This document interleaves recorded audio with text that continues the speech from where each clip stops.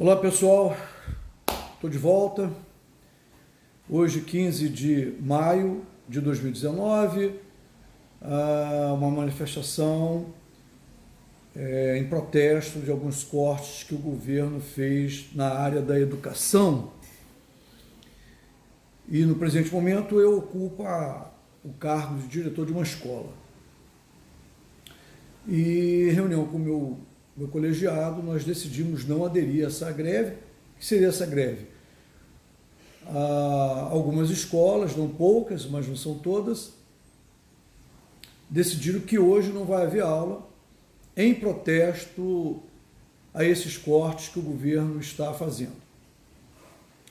O primeiro posicionamento é que não se deveria negociar com saúde, educação e segurança pública. Não dá para brincar com isso, nem com a limpeza urbana, né? Então, quando você paralisa limpeza urbana, segurança pública, educação e saúde, você proporciona prejuízo direto do cidadão. Então, eu nunca participei, em 32 anos de magistério, nunca participei de greve de professor. Eu entendo que nós somos mais inteligentes do que isso. Existem muitas outras maneiras de se protestar do que paralisar a aula.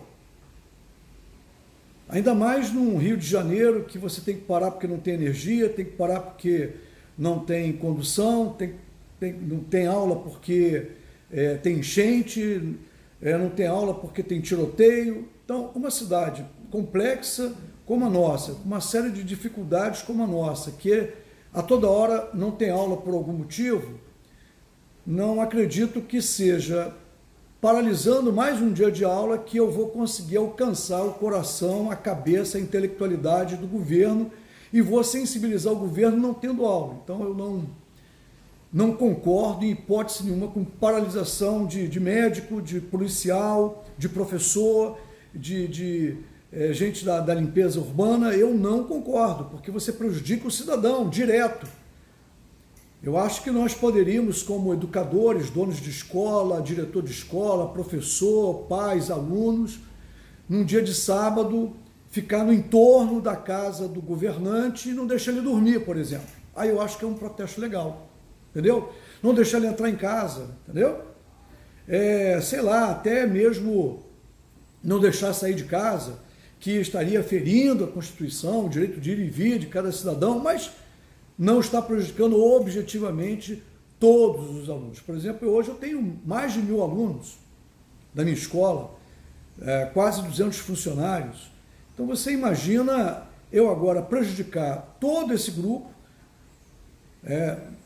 mais de 2000 pessoas, porque os pais têm seus filhos, prejudicar mais de 2000 pessoas para poder dizer para o governo que eu estou insatisfeito com os cortes na educação, que é outro absurdo. Seja ele qual for, eu não posso concordar com corte na educação. Entendo os argumentos do governo, entendo as ponderações da direita, da esquerda, do comunista, do socialista, do capitalista, do taxista, entendo tudo, mas educação não. Eu não posso concordar com a paralisação desses meios. Então fica aí a minha palavra de protesto ao protesto, porque acho que não se pode protestar contra o governo por conta da insegurança pública, parando a segurança pública. Eu não posso protestar contra o governo para falar sobre o problema da saúde com greve de médico e greve de ambulância, motorista de ambulância, com greve da enfermagem, do enfermeiro. Não dá, porque você vai prejudicar o paciente. Não dá para você protestar com a saúde paralisando a aula, entendeu? Então, acho isso muito errado. Eu acho que nós temos que nos articular de uma maneira mais eficaz, mais eficiente. Não é eficiente, não é eficaz. Acaba sendo apenas me passa a ser um protesto apenas, sabe, do tipo, eu vou protestar contra o desmatamento, aí eu derrubo árvores. Para protestar contra o desmatamento, eu derrubo árvores. Então eu vou protestar contra o corte da educação, não vai ter aula. Então assim, eu prejudico o aluno, eu prejudico os dias letivos, de qualquer maneira o colégio vai ter que repor essas aulas, porque são 200 dias letivos, então vai ter que botar aula no sábado, aí prejudica a família hoje, porque deixa as crianças com quem? Não digo de ensino médio, mas eu digo, e o maternal? E o integral? Né? E onde eu coloco o aluno do Fundamental 1, o pai que tem que trabalhar, eu que já fico constrangido de dizer para ele, olha, não vai ter aula porque não tem energia, não vai ter aula porque tem greve de ônibus, porque tem enchente, porque desabou.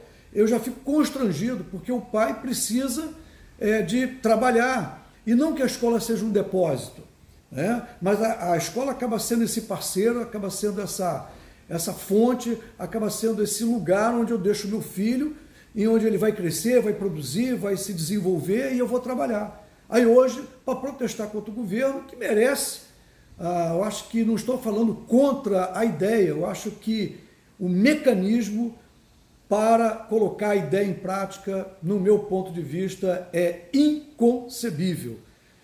Fica então a minha fala. Muito obrigado por você me escutar, me ouvir. Eu não tenho técnica de gravação, eu não tenho aparato de nada, eu não tenho esse negócio que tem que ficar olhando para cá, olhando para lá.